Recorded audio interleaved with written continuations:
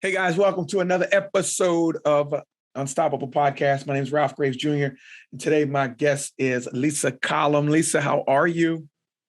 I am good. Thank you so much for having me. Thank you for being on the program. Now, Lisa, I could tell folks what you do, but I like my guests to tell the community, the Unstoppable community, what they do, because you can tell it in a way I can't tell it. So share with this community, what is it that you do? Okay. So first, I'm a mom. I always start with that. I have 4 kids. I have a 16-year-old, a 13-year-old, a 10-year-old, and a 5-year-old. Wow. And yeah, so that's first job. And then I am the author and owner of Top Score Writing. So that is a nationwide curriculum program. We work with schools all over the nation, giving the teachers curriculum to use, teachers and parents, to teach students how to write. So whether that's essay writing, research paper writing, any type of writing, getting their thoughts and ideas on paper. Okay. And then I'm also the owner of Coastal Middle and High School, which is my nonprofit private school that serves students locally. Oh, okay. Great. So has writing always been a passion of yours? Talk to me about the writing. Let's talk about writing, then we'll go into the school. Has writing also been a passion of yours? Believe it or not, no. Okay. But teaching has. Okay. My parents and friends still tell me stories from the time I was 5 years old, teaching stuffed animals in my bedroom at all times, like full on school. I was dead serious. I had worksheets. I had grade books. I played school all my life, even so much when I was in high school. I wasn't playing school. I wasn't that weird, but right. I did have a chalkboard and I would study by teaching. So I would be talking just out loud, but I would study by writing it out and teaching it. And I even tell my own kids now, that's the best way to learn. If you can explain it and teach it, you know it. So I go into teaching when I'm 21, I'm super excited. I'm right out of college. And I end up at the lowest Title I F school in my district. It just happened to be by my college. But I'm pumped. I'm I'm doing this. I'm going to go in. I've been waiting for this since I was like 5.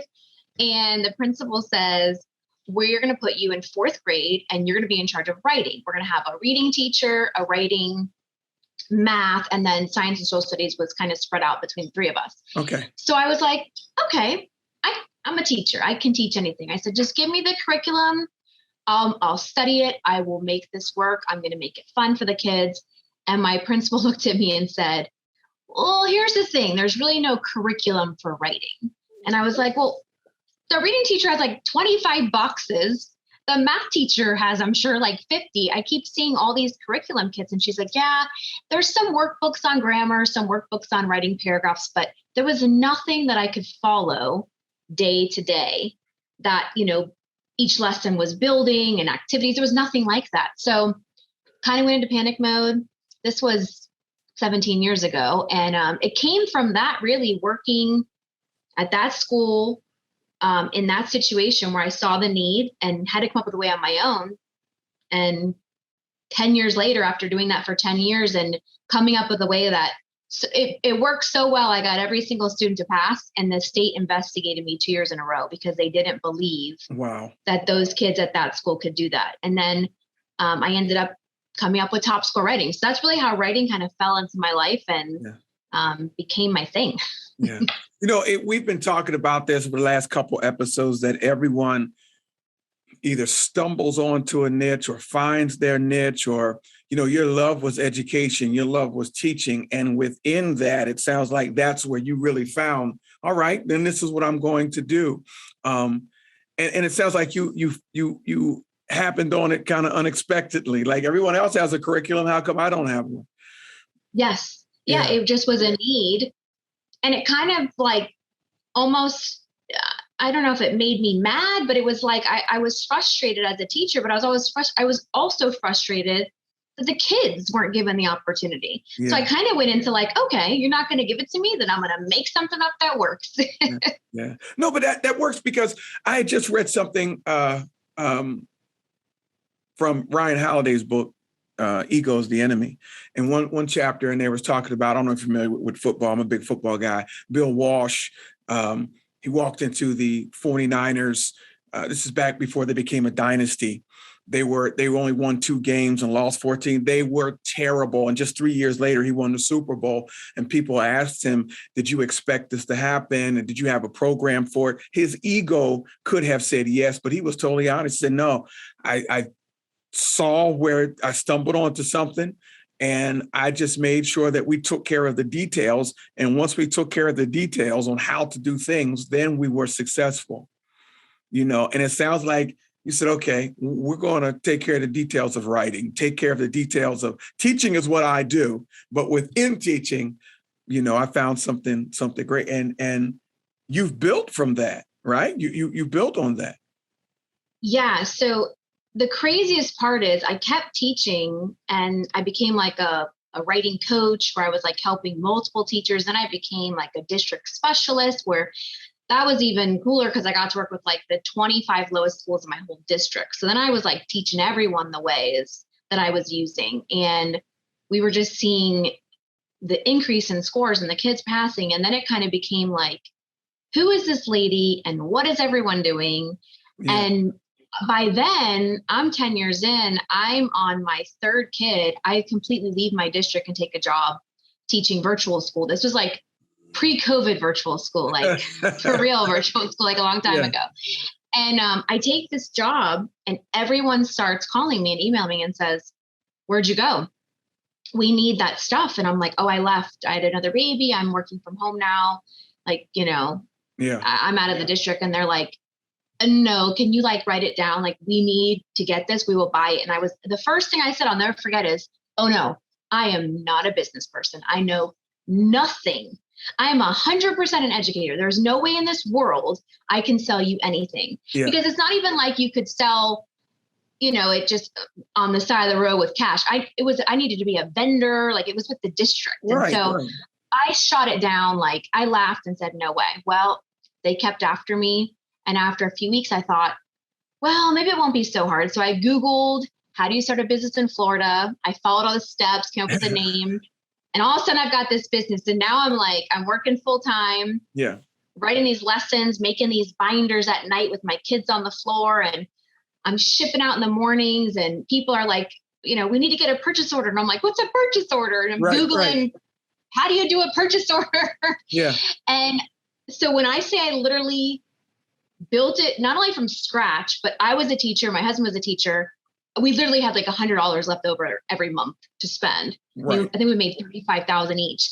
And I took that 100 and printed 2 binders and then sold those and then printed 4 binders. And that's how I built it. Yeah. And now 10 years later, I'm a nationwide multi-million-dollar company and I'm still like, I figured it out along the way, I guess. Yeah.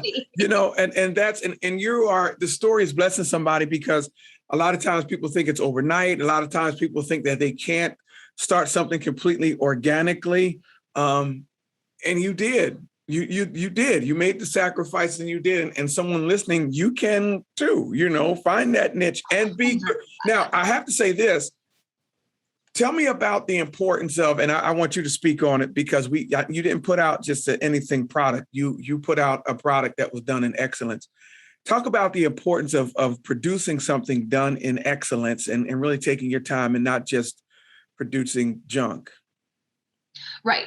So, and that's an important part of it because I think I always said 100% stop wondering if, just start it, but also make sure you have something good to give, right? We just don't want to start it. So for me, I knew the need. I knew as a teacher, these teachers needed lessons. I knew they needed simple, like not 6 pages. So I went in and started writing them just as I would want as a teacher if I was still in the classroom. So I was writing them out. I did it on Microsoft Word, nothing fancy. I always had my husband or someone else look at them, put them in a binder. So yes, it was a great product. Was it the most fancy I could have went? No, I didn't put it in a book. I didn't make special covers. I started out in these simple binders, but I did make sure it was something that was good, worth it, and something that could fill that void that the teachers were having from not having a writing curriculum. Yeah. You took care of the details. And I always tell everyone, like, over time, yes, now I have books and I have a print shop, but that took years. People bought binders for 4 years. Yeah. And so, I just did it out of my living room and worked my full-time job while I built this for 4 full years before I did it full time. So talk about how did you make it this unstoppable program? So I like to talk about some of the obstacles you may have had. What are some of the things you had to press through? I know there are always moments, quiet moments, where sometimes we question ourselves and question what we're doing. It's, I'm walking with you. I'm right there with you. I know how you feel. There are moments where you're questioning, what am I doing? Why am I taking this last $100 that me and my husband had? How did you push through those things? What kind of mindset did you have to have? How did you handle setbacks? Yeah, I could probably talk for like 3 hours on all the setbacks. As a business owner, that Yeah. that's probably the hardest part, is not knowing that those were coming, which is why I tell everyone who's even interested in a business that those failures, I always say your failures are your lesson learned, are your lessons learned, and your lessons learned are your steps closer to success. Because I feel like I would never be in the position I am today if I didn't go through all those setbacks and failures and challenges. And for me, it starts with, I was always in this unsure about the risk. I was a mom. I had 2 kids and I had the third. And then I went on to have a fourth in the midst of starting my business. And it's always that, do I put my last $100 in? Do I take the risk of printing 20 binders? Do I have a fourth baby? Like, even in that debate of, do I want to have a fourth baby? I knew I wanted another one, but I thought, I have a whole business now. Like, I'm working full-time all day in a business. But I've always said to myself, I'm not choosing. I'm not choosing between being a mom and running a business or working. I always said that from the beginning. I was going to do both. And so I think that was always my first challenges. But then it started to move into things I never even knew. I'm 28 at the time. I'm walking in these big rooms trying to sell curriculum. People are looking at me like, who is this? Who does she think she is? Where did she even come from? She's got a binder. And it's trying to prove myself. I knew my product worked. I knew for a fact. I could have given them 100 teachers' names and phone numbers, which is what I did most of the time. But that, having to prove myself, sitting in those big meetings at districts, was very hard. And I never spoke up for myself in the beginning. I sat in my chair. I let people question, say that it was, too much of a formula type writing. I just sat there. I didn't say anything. And so it was a lot of me, and they created that self-doubt. Let me back up a second. So what they did when they started questioning, I started to question myself. Like, maybe they're right.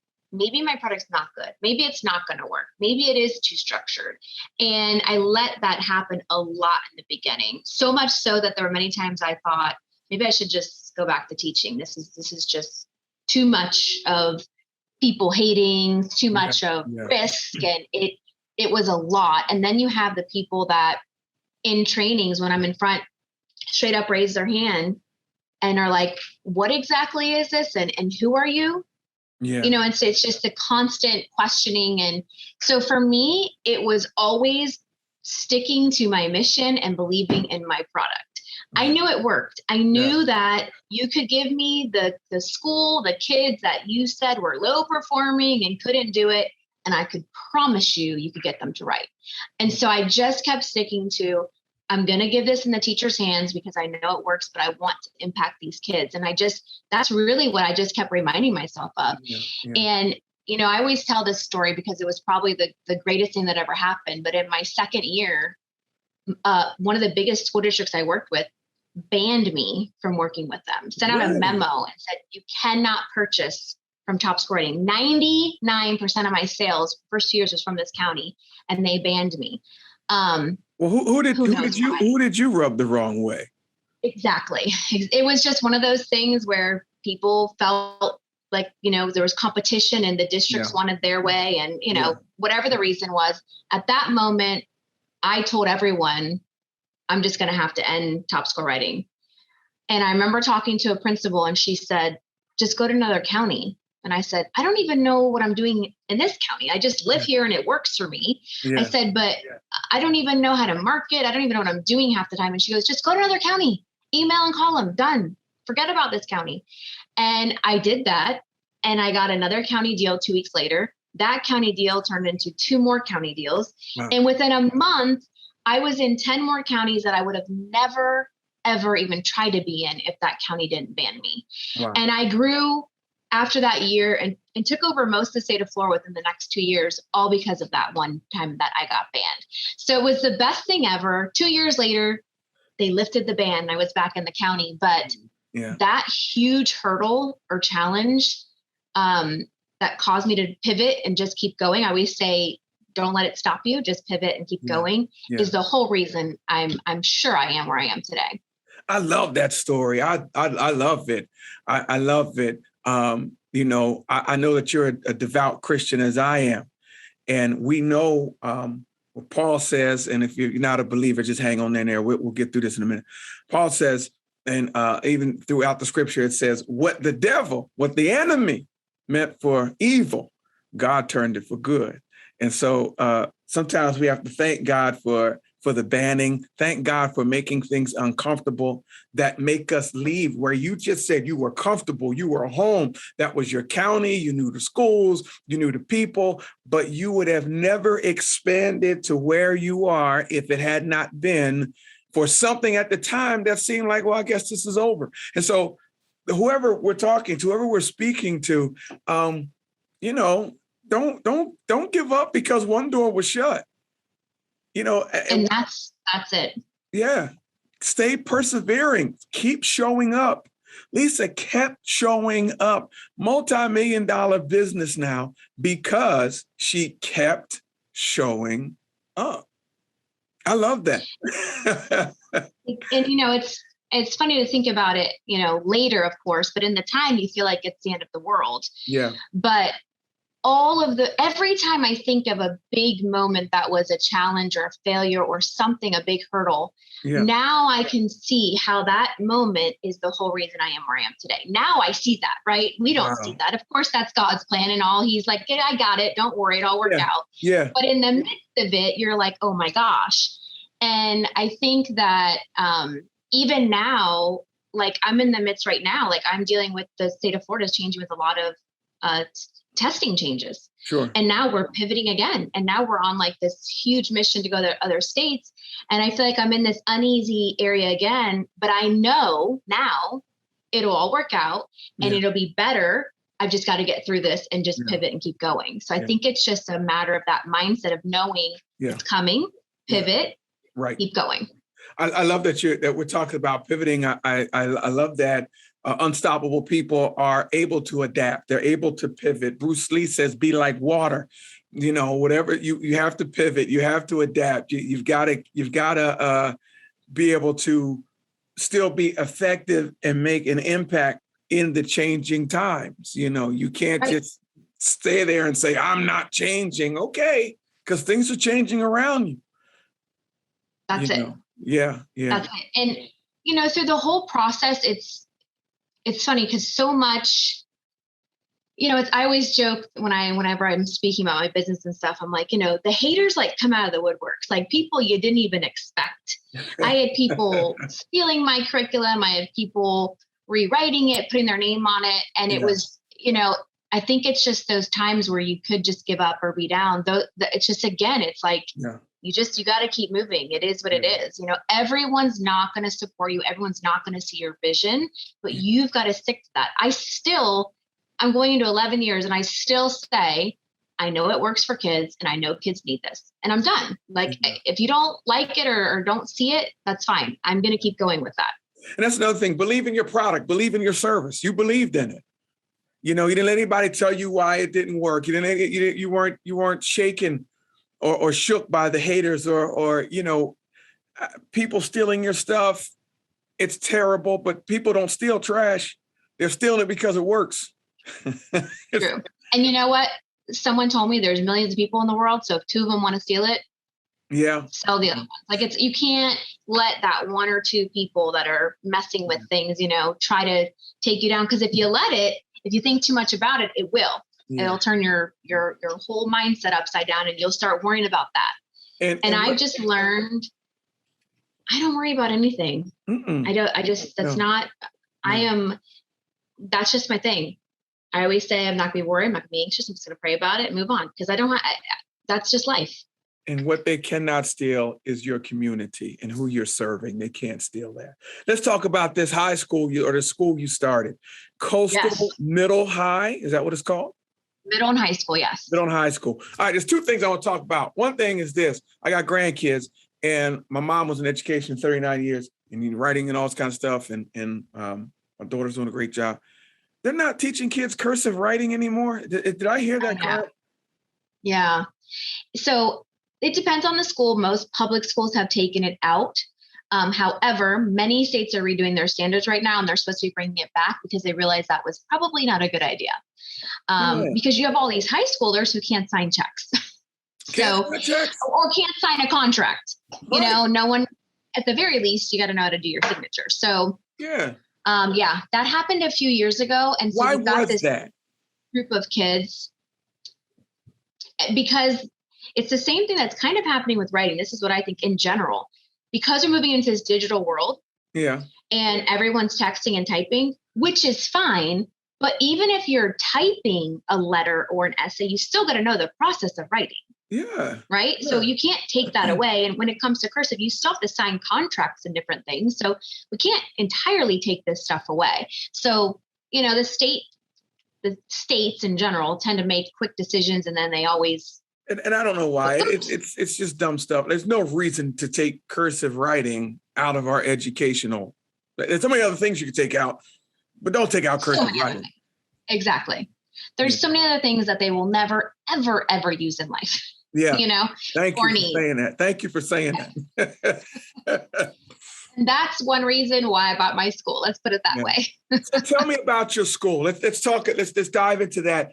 Tell me about your school. So you're very successful in the writing part. You saw some things in the educational system that you just, no, it's not working. And you took these kids or these young men and women that weren't doing well there, and you started. Tell us about the process. Tell us who you serve. Who does your school serve? Okay. So the school story on the backside of it. So the school itself has been open for over 40 years. I took over 5 years ago. Okay. But the story behind it is 18, 19 years ago, my brother, who's younger than me, was in high school. He was never a school kid, always skipping. He ends up dropping out of high school, and my mom finds this little hole in the wall private school. I'm teaching at the time. She's telling me, I found it. I'm going to put him there. It looks great. This guy and his wife run it.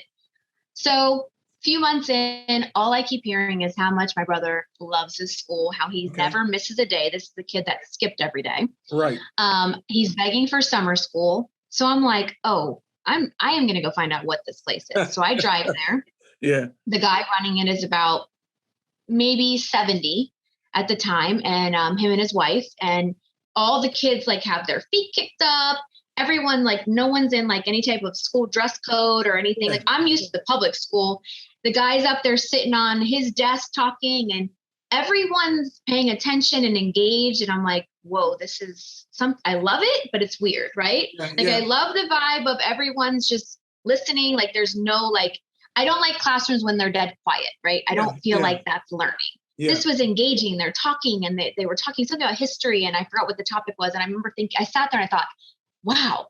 And I talked to him after, and he said his daughter or his son was struggling. So him and his wife started this. They grew it from 1 kid to 3 kids to there were 80 kids at the time. Wow. And he was telling me about it's kind of the misfits, the kids that everyone says are so bad, quote unquote bad. And I walked out, and before I went out the door, I turned around and I said, when you don't want this anymore, call me. And he called me the next week, and he said, why don't you start coming in every once in a while? Because I'd like to get you familiar with this. Yeah. Well, for 10 years, I went there every other month or so. I went to all their graduations, got familiar with the school. And then in the 4th year of me doing top score writing, my first business, it had just taken off nationwide. I had my 4th baby. She was 6 weeks old. I quit my full-time job to do top score writing full-time. And he calls that week and says, I'm closing the school. If you want it, you can buy it.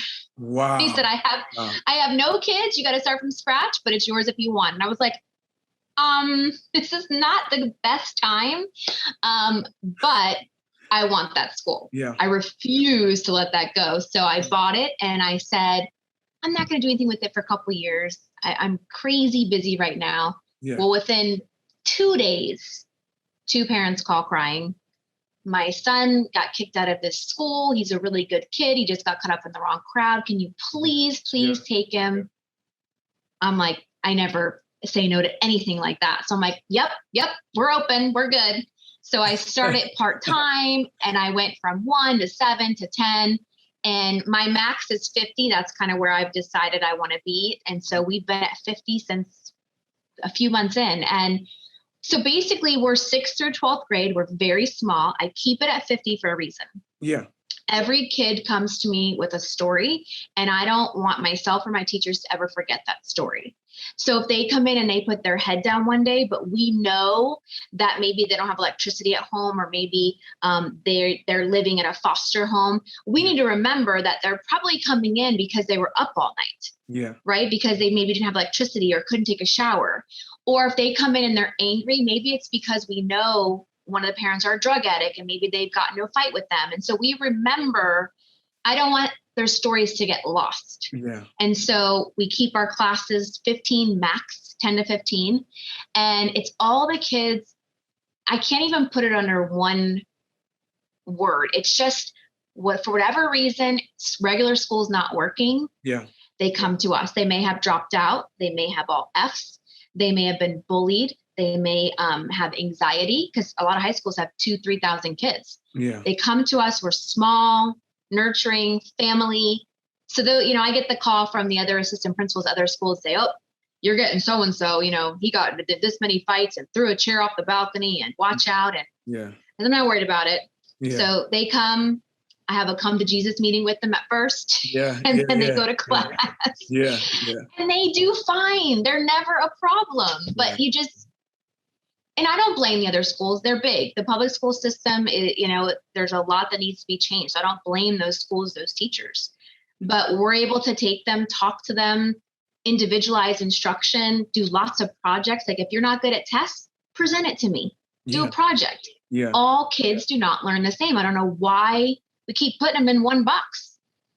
I totally agree. I am listening to you in all, because all kids don't learn the same. And we just keep, from high school to penitentiary, there's a nice pipeline going on.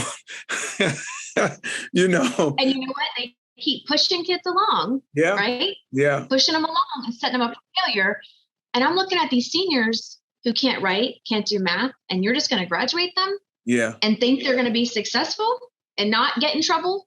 It's just the system. That's a whole nother story, but Hey, Lisa, have you thought about franchising? Maybe we'll talk about that off the air. We'll talk about it off the air. Maybe, this is right down my yep. Let's talk about franchising. The impact is so much. And the reason I see, it's just amazing to see these kids. I had a mom last year when the student graduated, her and the son were crying, saying, we just never, ever thought we'd see this day because every teacher said he was so bad, he was never going to graduate. Yeah. And he was fine. Was he easy? No, we had to have a lot of conversations, but it was nothing bad, and once they know you're there for them and you understand them, just a whole nother side comes out. But I will say it's a lot of, okay, you're not good at taking a test, then let's do a project. Oh, you don't want to present? Okay, can you put it on a poster and then explain it to me one-on-one instead of in front of the class? Like there's a lot of, you got to figure out the best way those kids learn and allow them to show it that way, because, this whole only take a test all the time isn't going to work for every kid. No, just the word test.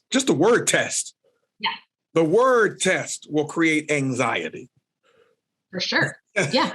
It's a lot, especially now. Kids are like, what? I have a test? Yeah. And so I just I always say, even in my other business, like when the state test comes, I said, I don't even want to hear about state tests. I just want you to show off your skills. That's it. You've been working on it all year. Show off your writing skills. End of story. Yeah. Yeah. I think what you're doing is wonderful. You are truly unstoppable. Thank you for serving the way you serve, and Thank you. keep doing what you're doing. I like to ask a question before I close out with my guests. The question is for you, Lisa, and we haven't prepped, so this is straight off here, and this will be straight from the dome. If you could have a billboard anywhere in the world, where would it be and what would it say? Oh, goodness gracious. Oh man. I think the thing that I always that I would want to put on a billboard that I always say to everyone is something along the lines of like, just go for it and don't stop. Yeah. Okay. Like that's like my two big things I always say, because everybody I talk to always says, but what about this? Or it's not the right time, or I don't know if it's going to work, or what do people say about this? And I was like, just go for it. And then once you're doing it, just don't stop. Yeah. Just keep going around and like that. So where I'd put it, oh goodness, anywhere that would take it so I could impact those people. I don't have a specific place. I mean, you know me in Florida, I like my sunny, warm weather. So maybe I'd put it there. But I think if that's my message that I could say to anybody, because, especially other women or other just parents in general, like I feel like we're always in this torn, we don't think we can do things because we have kids and we can't be good parents. And everyone's just we have one life. You just got to live it to the fullest and just go for it. If it doesn't work, it doesn't work. It's fine. Try something else. Yeah. Like, we're always worried about the rest of the world. Like, I joke, I'm like, I have the kids, I have the businesses, I have a pig and chickens, I'm trying to start a farm, and everyone thinks I'm crazy. And I'm like, I don't care. Okay. I'm living life to the fullest. Yes. You are truly unstoppable. I hope you guys have heard this and listened to this. Go for it. Go for it. Yes. You are definitely our kind of people here on this Unstoppable program. Thank you for just giving us this 25, 30 minutes of your time and pouring into us and pouring into me and pouring into this program. And where can we find you? Where can the community find you? They might have some questions when it comes to your writing curriculum or even your school. And like I said, I do want to talk to you in a couple, off air, talk about franchising, So how can folks find you? Yep. So my handle for everything, Instagram, Facebook, is Lisa Collum, CEO. So LisaCollum, CEO. Okay. And then my website is just lisacollum.com. But through social media, I'm really good about getting back on messages. I'm always posting about mom tips and business tips. And then, of course, my businesses are all linked on there as well. So feel free to contact me anytime. Thank you, Lisa, for being on the program. Yes, thanks for having me. Guys, we thank you for listening. I realize there's 2 million podcasts in the world, 2 million. But you listen to this one today. I don't count that a light thing, and I'm sure Lisa doesn't either. So thank you for stopping by, guys. Listen, go to my website, ralph@ralphgravesjr.com. Pick up my book, Unstoppable. Join the Unstoppable community. But most of all, you guys just stay at it. Keep persevering, and let's be unstoppable together. I'll see you guys next time. God bless.